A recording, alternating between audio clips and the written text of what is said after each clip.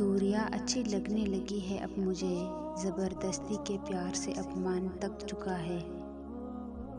तुम नीचे गिर कर देखो, उठाने कोई नहीं आएगा।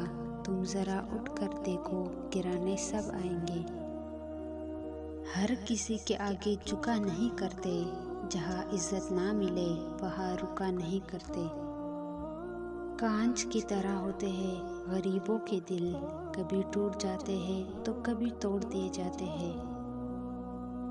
नहीं बदलती मोहब्बत कभी वक्त के साथ, बस नीयत सही होनी चाहिए साथ चलने की। जीत कर हम वो नहीं सीखते जो हार कर सीख जाते हैं।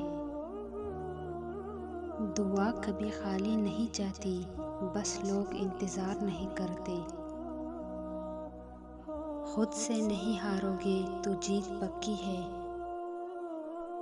बुरा चाहने वालों को कह दो, इज्जत अल्लाह देता है, इंसान नहीं।